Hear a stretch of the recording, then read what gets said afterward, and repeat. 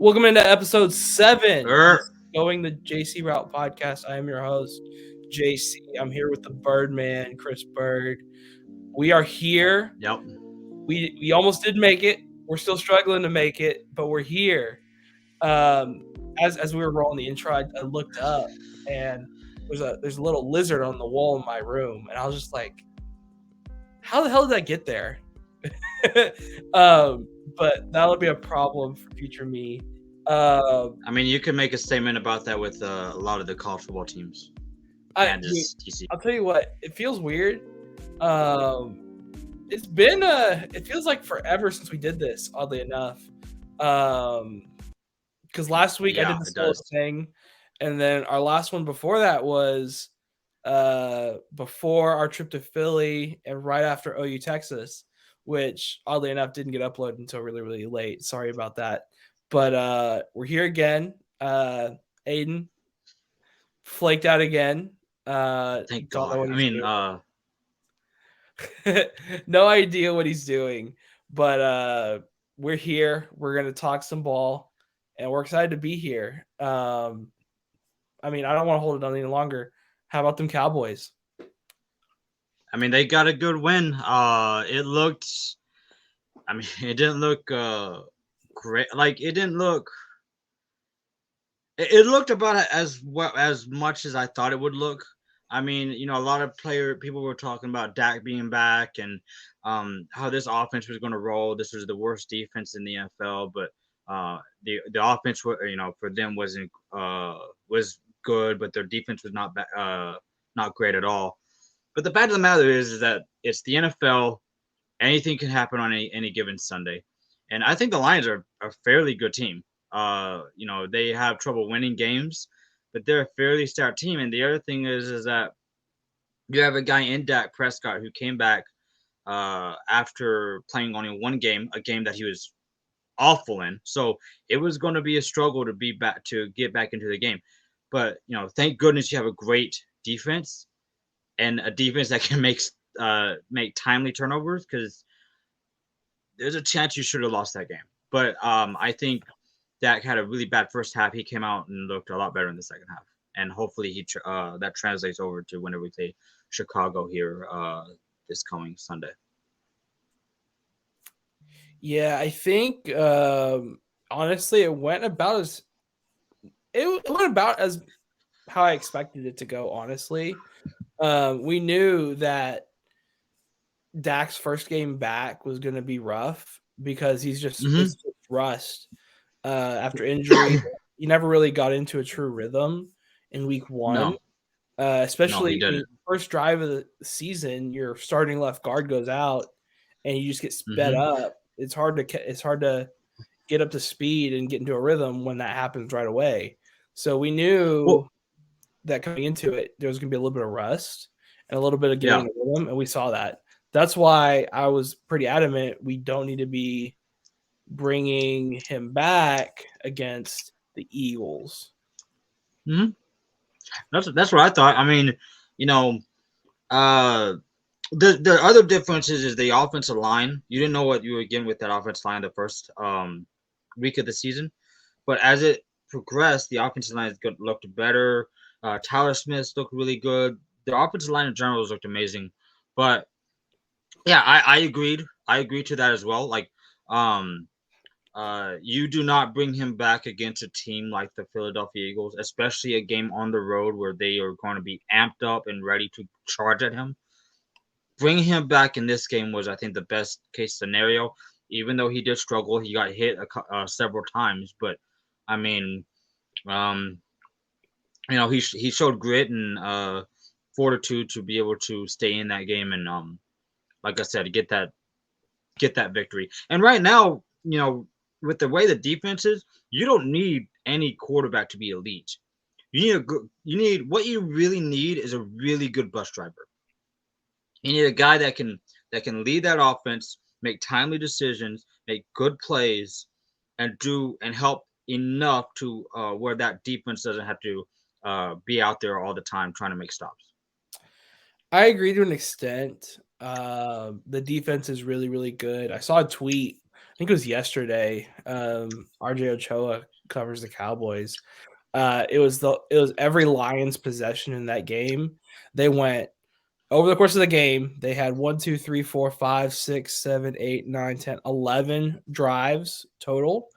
They went Hmm. punt, field goal, punt, and a half, int, punt, fumble, int, fumble, fumble.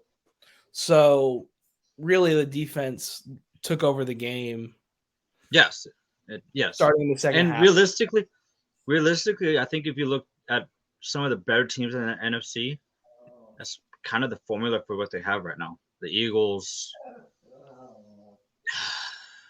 The difference between the Cowboys and the Eagles right now is Jalen Hurts is taking next step forward to being a not quite an elite quarterback yet, but an above average to He's great a lot quarterback. better. Yeah. Hmm. He went from being average to above average to being above average to great. Yeah. Um, and I feel like Dak is there.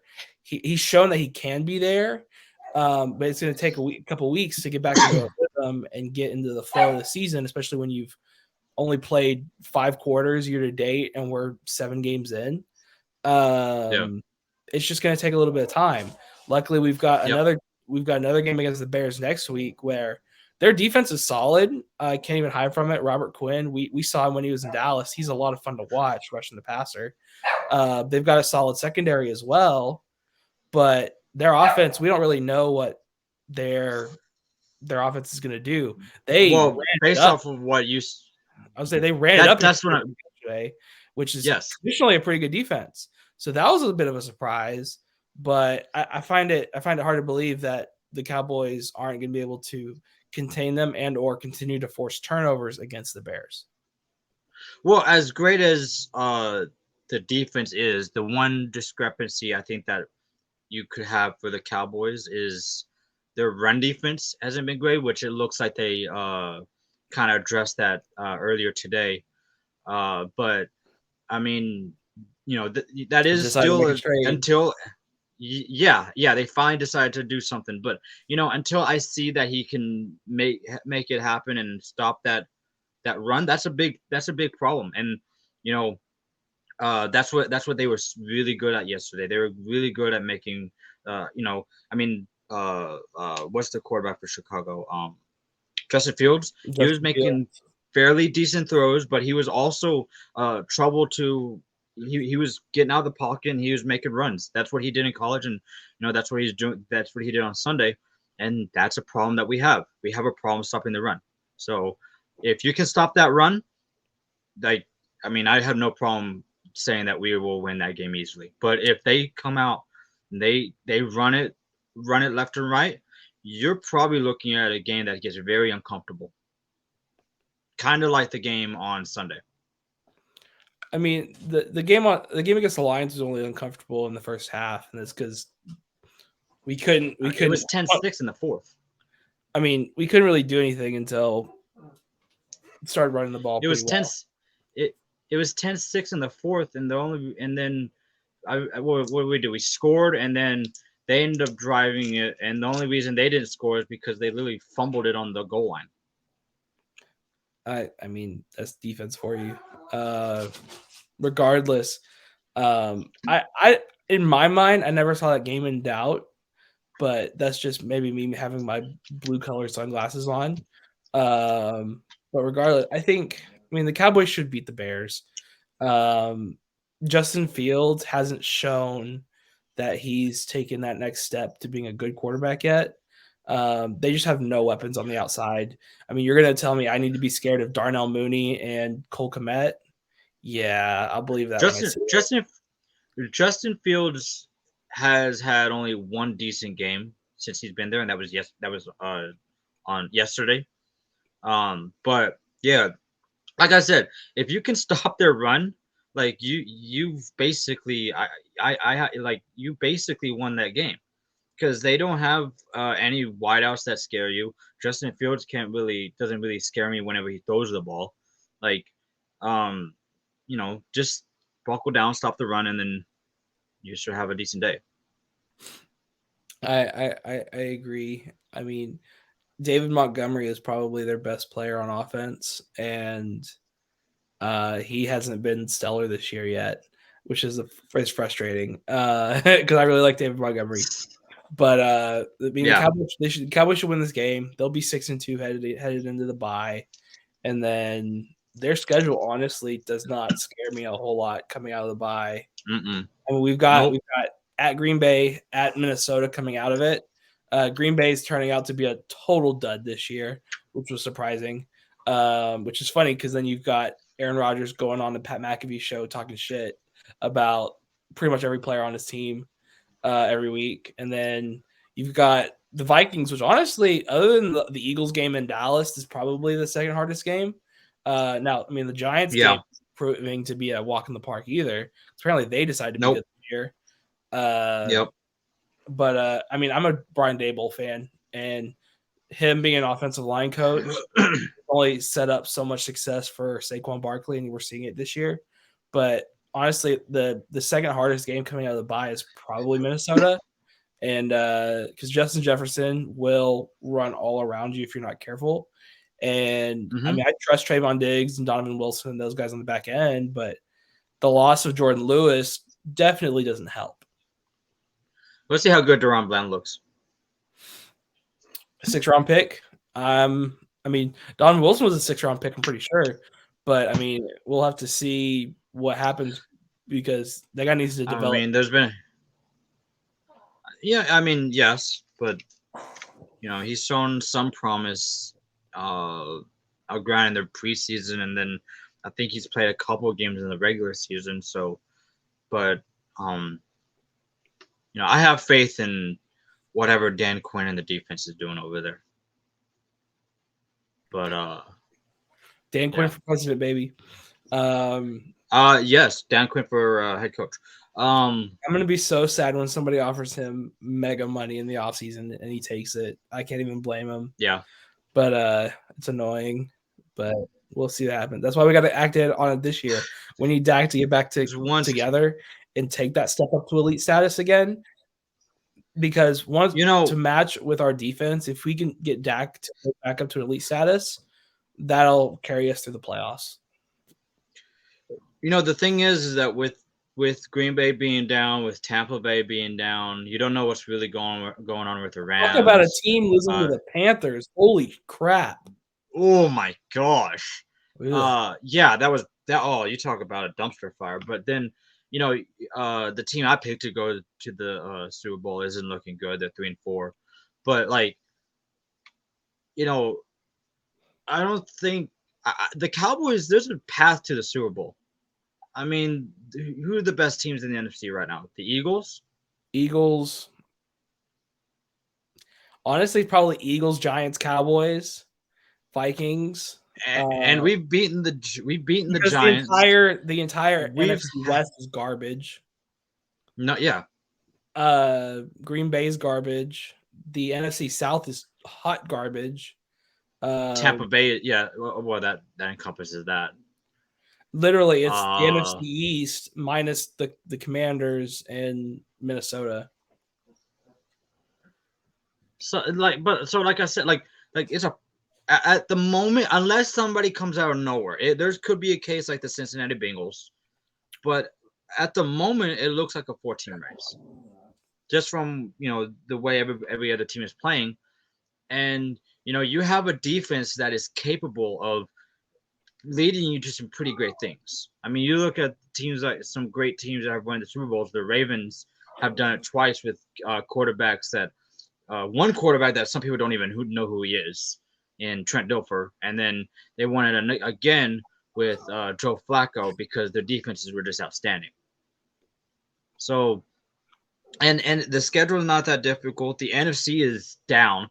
You could make a case that they can make it to the Super Bowl, but I mean, When you At play this any point, all roads point to Philadelphia, though. Unfortunately, it um, does, but you've shown the ability to you had a chance in that game you did. to But the thing is, and to your point, the teams like the Broncos and like that, where you've got your defense carrying you, that's fine, but you've got to have a serviceable quarterback on offense. I would argue that we haven't seen that yet.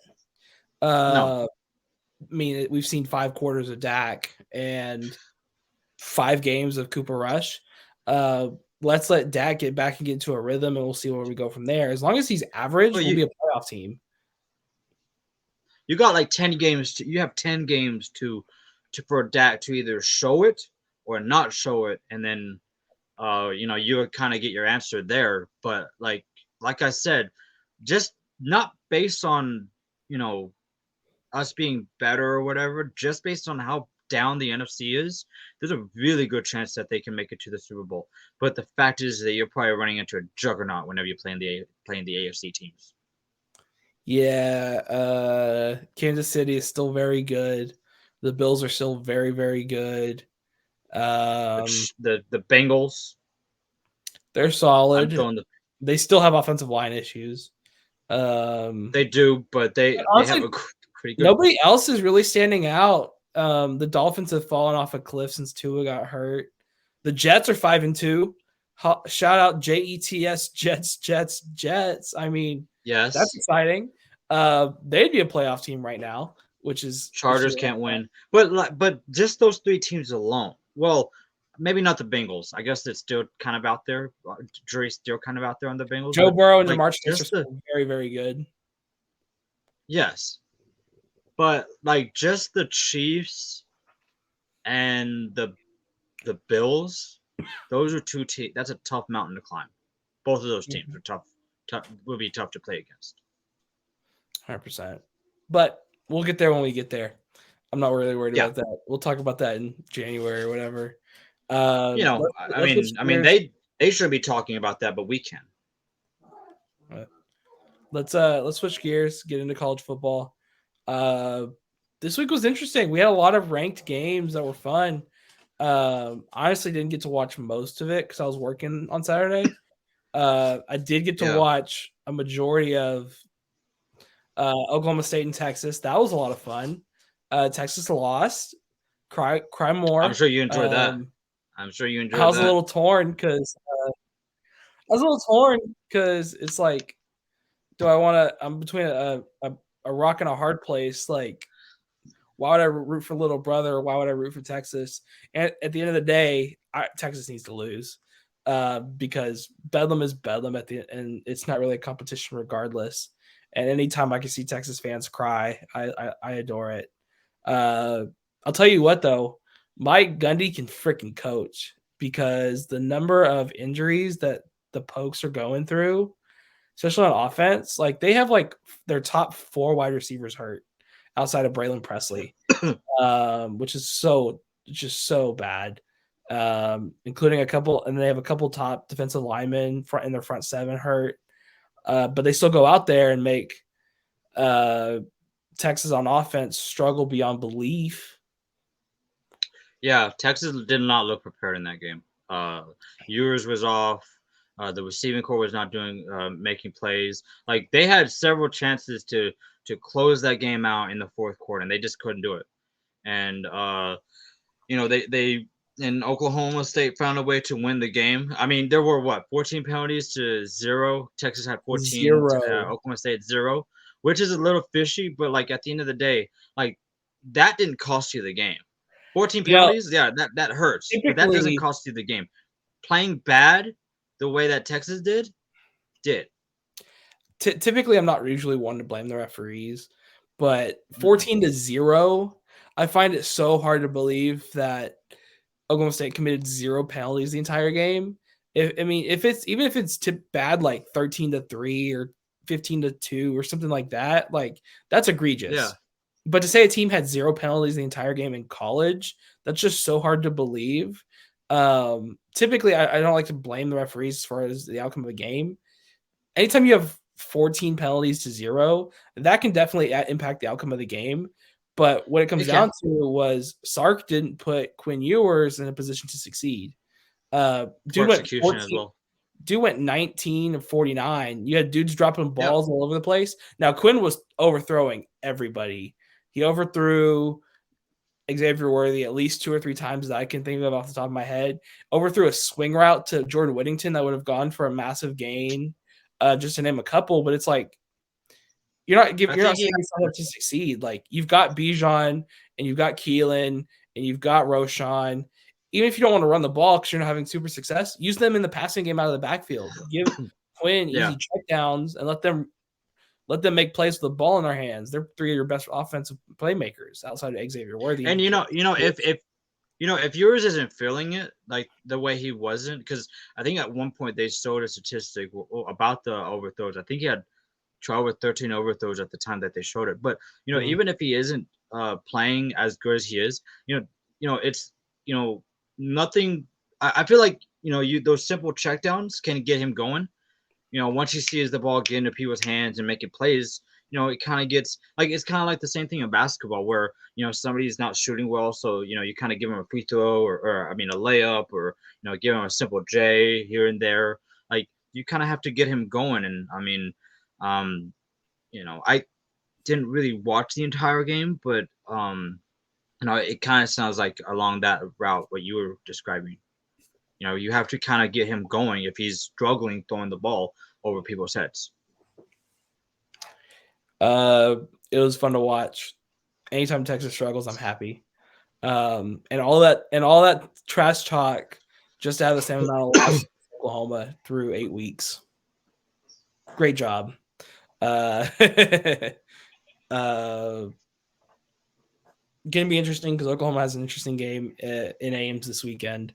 See what happens there. Hunter Deckers likes to turn the ball over, though. I swear that's his second favorite hobby.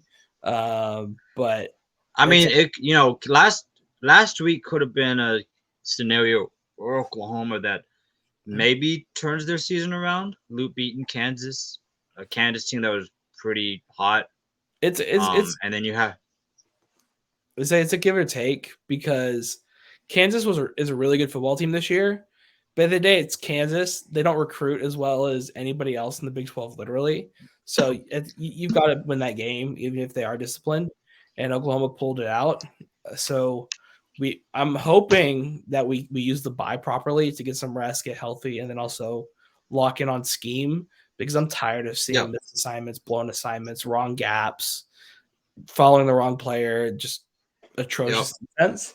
So we've got our chance to lock in this week, especially with Iowa State. I'm pretty sure their starting running back is hurt as well. I could be wrong on that, but Hunter Deckers is not the guy, even though they hyped him up so much before the season. Oklahoma needs 2 games to be bowl eligible. I think that's a big step for the rest of the year, or that needs to be the main focus. More than anything, I don't care. I don't care about the Bahamas Bowl or the Texas Bowl or whatever the crap it is. But I think more than anything, we need those extra 10 to 15 practices to help develop the young guys for next year. Yeah. I mean, playing in Ames is going to be difficult.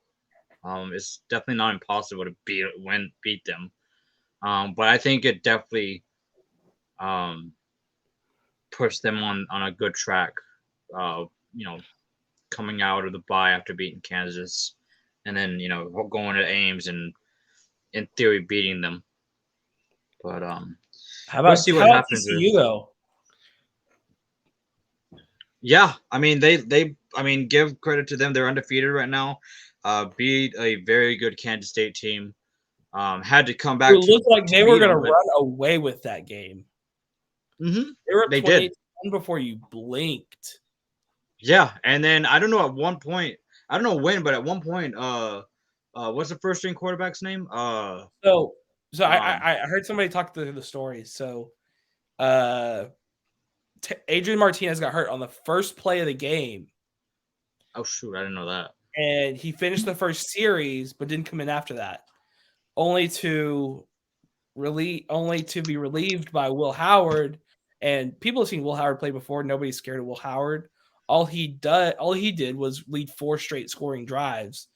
Now, Yeah. that was the only scoring drives of the game, but it looked like Kansas State was absolutely going to run away with this game. I mean, this game Hmm. was for first place in the Big 12. So, Yes. really, really big game. And then TCU just said, "Nah, we're gonna turn it on and we're gonna make it happen in the second half." Now, K State did get down to their third string quarterback. Will Howard got hurt as well. I don't remember the story behind that, but I was just like, that can't be good. We see what happens when teams have to put in their backup quarterback for most of the game or all of it. Uh, Yeah. I mean, uh, every once in a while it might work, but most of the time you end up losing to the team that you are playing. I think one of my favorite games coming up now is going to be TCU and Texas. I think that's in Austin. I think Yeah. that's in Austin. Uh, Not because it's going to be a good game or anything, but it's going to be an absolute shootout. Uh, Both teams are just going to throw it on each other. It's going to be immaculate to watch. I'm like TCU did nice, but there are several games that I jury is out for me on them right now, and there's still a couple of games I think that they can lose.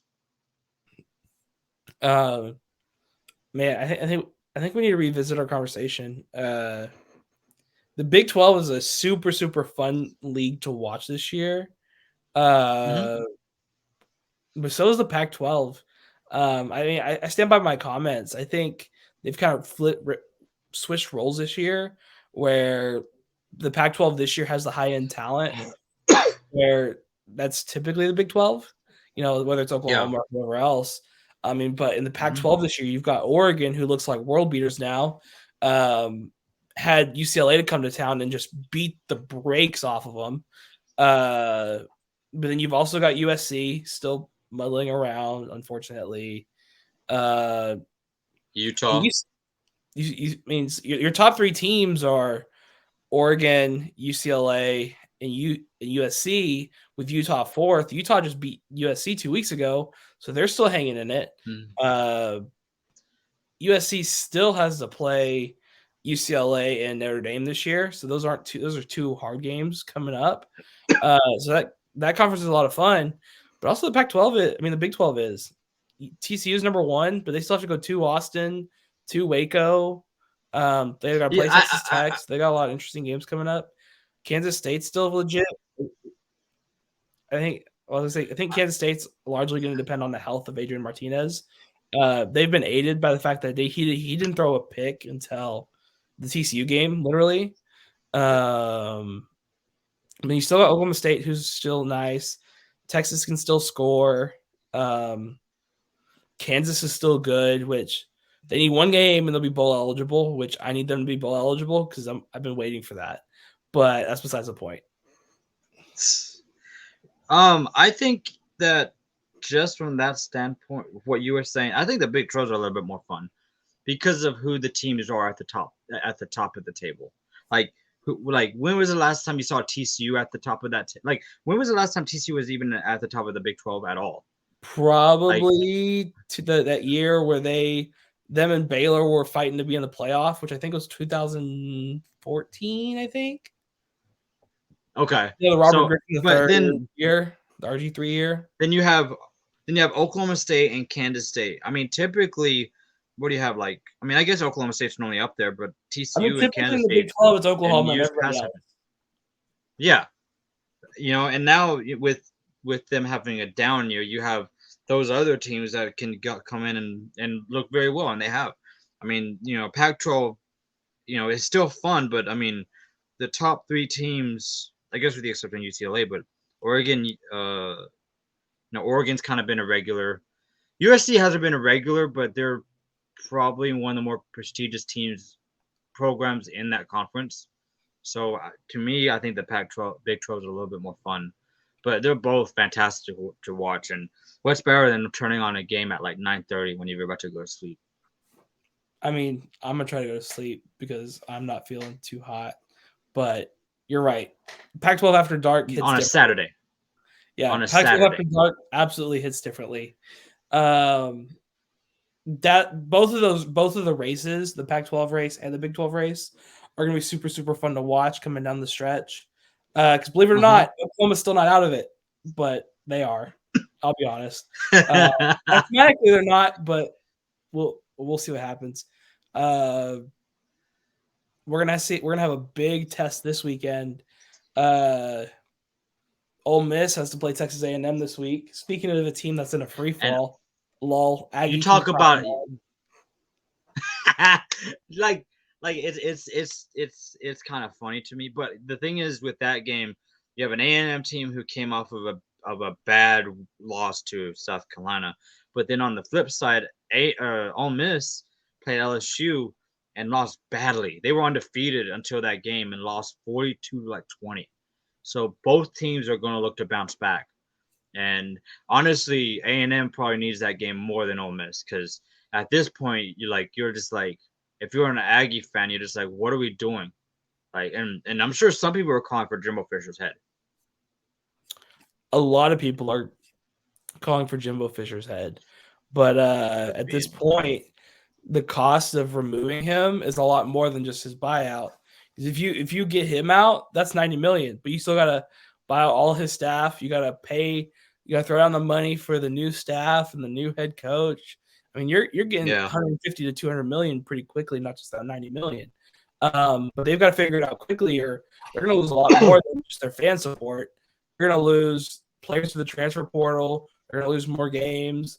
Lost to Texas. They lost to South Carolina this week, which I told you before the season started I was bullish on. And we wrote that off after 3 weeks when they were 1-2 and they got steamrolled by Georgia. But guess who? 7 weeks into the year is sitting at 5-2, looking pretty. Goddamn South Carolina. Spencer Rattler has 5 touchdowns and 8 interceptions, but they are 5-2. Yeah. I mean, they're taking advantage of the games that they were playing and being the teams that, In quite Shane honestly, they Beamer should. we trust. Good for South Carolina. They've been since the old ball coach left, they've not been I love me some uh Shane Beamer. What schedule do they have the be, rest of the way? I'm curious. be, Uh, Beamer ball. Beamer ball is my favorite kind of ball. Pause.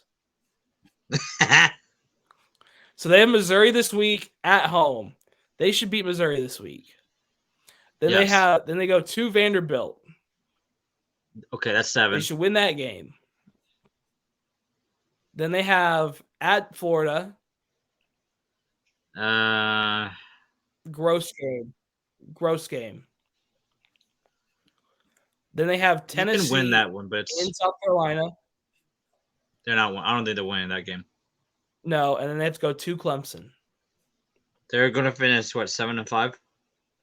which is already a game better than they did last year because they finished 6-6 with the bowl win. They were 7-6. So if they could win, if they could go 7-5 with their bowl game, be 8-5, they made progress again, which is all you can really want. That's all you can ask for. If you're there and you're winning year by year, that's winning a game year by year. That's good. That's good for them. Especially the way they started. And then speaking of the losses they lost to us, and we're Lost to coming Arkansas, off of lost to Arkansas's coming Georgia. off of. Yep, Basically, and we're coming off a bye, getting ready to play Auburn at Jordan Hare. ooh, that's never an easy game. It's not. I mean, theoretically speaking, it should be an easier game because of the way Auburn has looked against Penn State, and they've just been, quite honestly, if you're an Auburn fan, really disappointing, and I think that's an understatement. So in theory, with the way that we got that really nice win in Provo last week, we're on a bye right now. We should be relatively healthy. And they've beaten us the last 2 times, which should leave a bitter taste in the mouths of the players at Arkansas. So,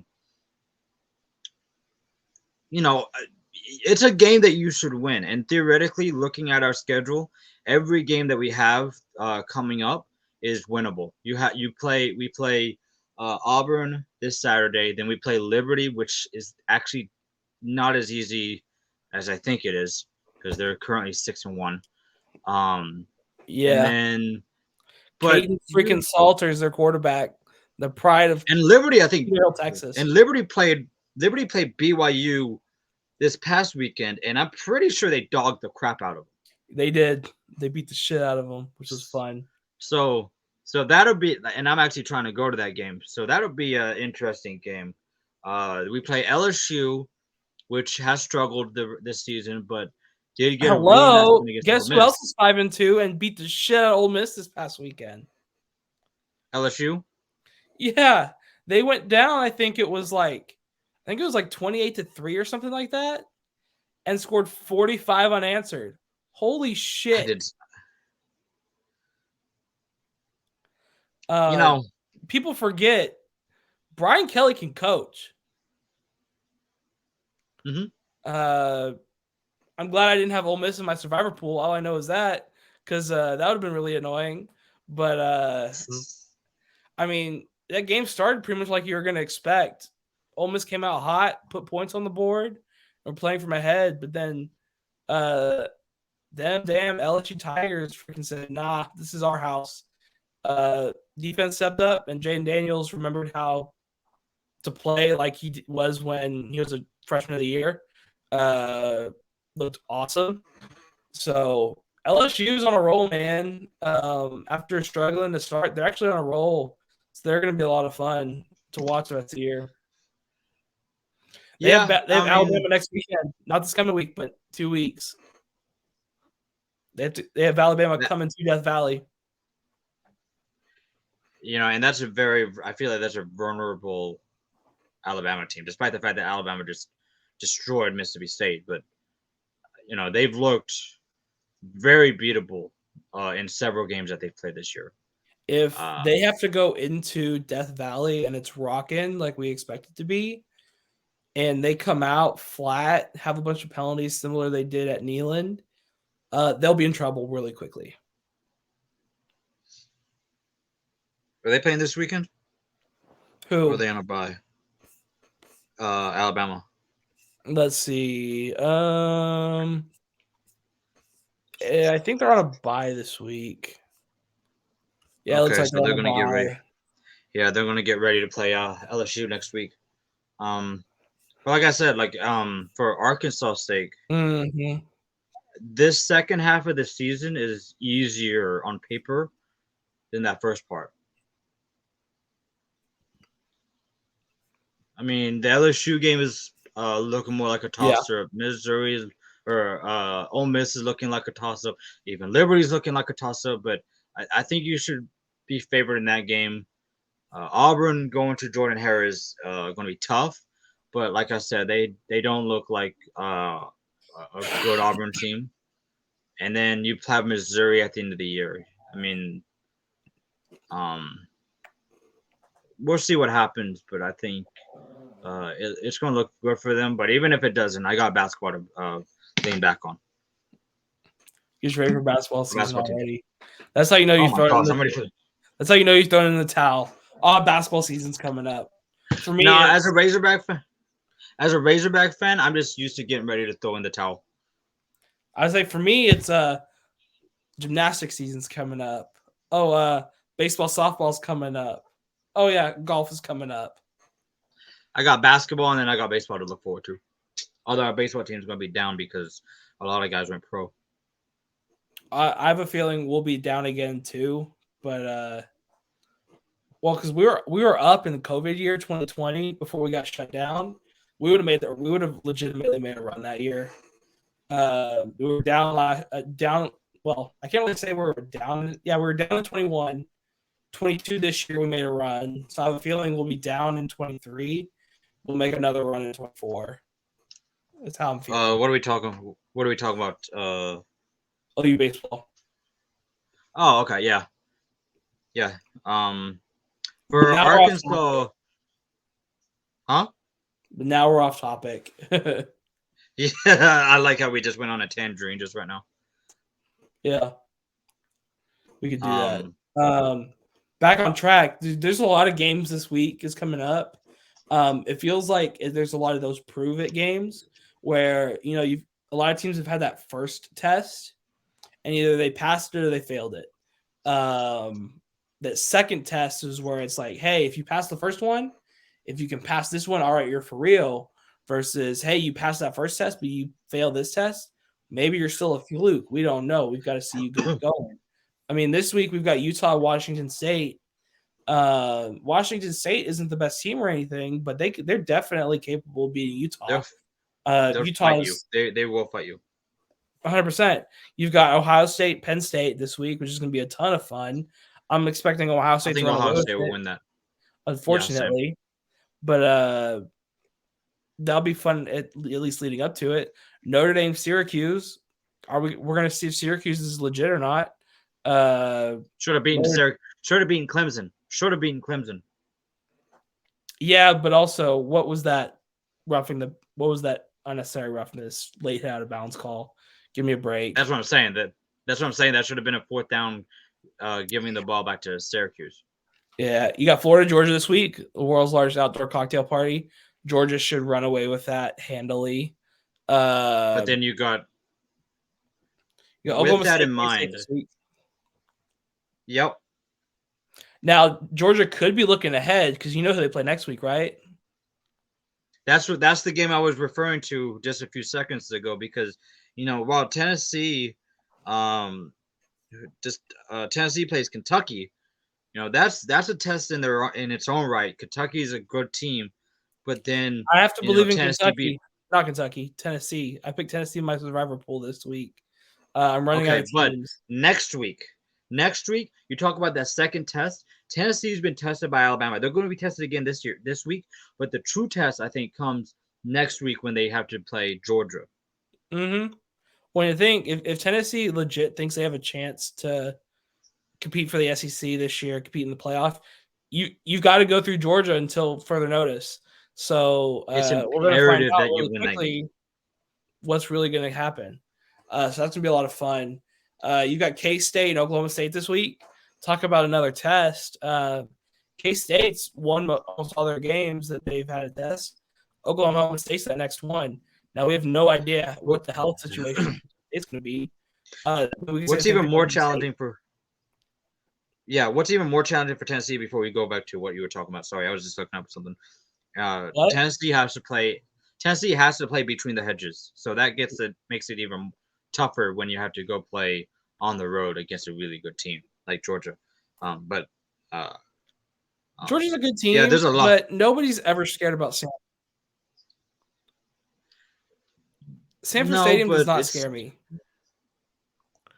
When you talk about loud atmospheres and ruckus atmospheres in college football, nobody ever goes, oh, yeah, Georgia's loud. It still plays a part, though. In the SEC, when you think of loud stadiums, you think of Bryant-Denny, you think of Jordan Hare, you think of Death Valley at night. You think of Neyland. Mm-hmm. Think of the Swamp. I would name Arkansas before I name Georgia. Hell, I would name Williams-Brice before I would name Sanford. Jesus. I would name Starkville ahead of Georgia. Those damn cowbells. Yeah. Hell, I'd name Kyle Field ahead of Georgia. Sheer number of people. Yeah. So now you're telling me Sanford Stadium has a bottom 5 stadium in the SEC? They're not even a top 25 stadium in the country.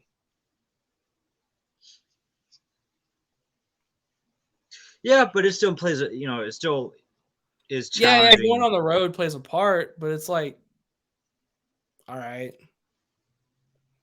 And it might start being that kind of win bias coming up on Georgia, where it's like, hey, we've won it, we're good, we're just gonna roll everybody now. Like that might happen a little bit. It's still gonna be a top 3 matchup.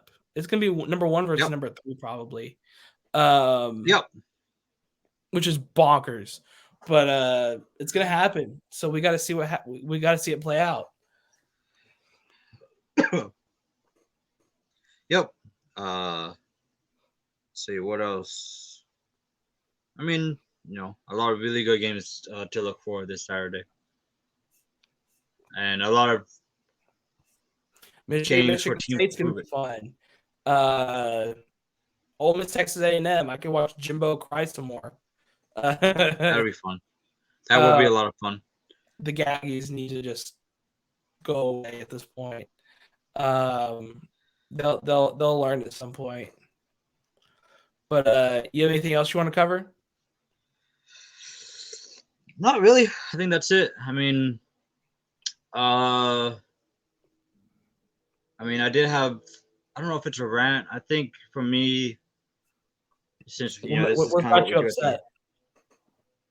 It's the whole fair weather fan where you see something happen and then all of a sudden you want like somebody gone because of a really bad game. Look, and I'm sure you enjoyed it a lot, but yours had a really bad game, and I've seen a lot of people commenting on they can't wait for Arch Manning to get here, and he couldn't do it at Ohio State, and they want Sark gone and stuff like that. It's like you know it takes more than a couple years for this to go down, and and Quinn Ewers is still really young. This is only his sixth, or actually no, what is this, his third game or something, like third or fourth game, and his first game in a Uh, really hostile. his game against Oklahoma was his first full game. Then they had Iowa State at home, and then to Oklahoma State. So that was his third full game in college. No, well, they had one game before Alabama, so 4 games. So that was his first. That was his fourth full game, in college. It was his first game against a very hostile environment. So I've seen, as you know, not a Texas fan, but I've seen a lot of good things that he can do. You just got to be patient and as a fan base and understand that there are going to be mistakes. He had a really bad game. He's got to be able to fix that. If it becomes a trend, then you can be like, maybe we should go get somebody else. Maybe Arch Manning is the answer. But until he has proven otherwise consistently, then you should give him some time. That has to be the most interesting thing about Quinn Ewers is dude was a unanimous number one overall recruit, highest ranked recruit since Vince Young. His arm talent is apparent. Dude can absolutely sling it, but his lack Yes. of accuracy is alarming at this point. It's been consistent in all the games he's played. He tends to overthrow people. His accuracy has to improve if they want to be a legitimate contender over the next couple of years before Arch Manning comes in. Other than that, though, I think it goes back to scheming. They're chunking the ball down the field. Now I get a little bit that if that is playing from behind and having to catch up, but you've got one of the quote unquote best offensive minds in college football, one of the best at scheming around his guys. Well, if you've got And one of the best talents in college football, and he's struggling, you need to scheme up plays that are going to provide him some success, and they refuse to do that. yep. That's why he ended up 19 to 49. I think he ended up with 2 touchdowns and 3 picks. Ugh. Yeah, that's not good. And that is something that if his accuracy, if he wants to get better and get people off his back, he's going to have to improve on. But like I said, this is one, you know, I think that if he is healthy, you beat Bama because with him. There's a chance that you look a lot better if you're Texas with him. But with him having he had a really bad game. If it becomes a trend, then you you know talk about replacing him. But like you said, maybe it was scheme. If he's having a bad game throwing it, maybe you make it where he's having to do some of those dump off passes or something to really get him going. If that doesn't work, then I don't know what to tell you. But you have two really good running backs in your backfield that can make plays. If it's not working, running it up the middle, maybe get them out into space, throw it to them, and have them go make plays. They're gonna have to But figure it out or in the next couple weeks, I'm going to get to clown Texas and the fact they've got the same amount of wins and or losses as Oklahoma, who has been abysmal this year. And when anytime I say, hey, you have the same record as the worst Oklahoma team in over a decade. Yeah, that's pretty funny because they're on bye this week, but they come back and they have to go to Manhattan for Kansas State, and then they have TCU in Austin. Then they have to go to Lawrence. Yeah, their schedule doesn't get easier. So No, it doesn't. That's going to be a lot of fun keeping up with the rest of the way. Yeah, it is. But that's, I think, all I had to say. Yeah, I really wanted to keep it short. Like I was telling you, I'm kind of under the weather, so keeping it nice and brief, under an hour, in and out. That's good stuff. We'll be back next week. Hopefully, we'll be at full strength next week. Not only us two, we'll have our third wheel back. Remember, like, comment, subscribe on the video if you liked it. Let us know what else you'd like to see from us, if anything. But until then, we'll see you when we see you. Boomer Sooner. We're back at it. Until next time. Go Hogs. Deuces. Go Cowboys. Go Stars. Go Mavs.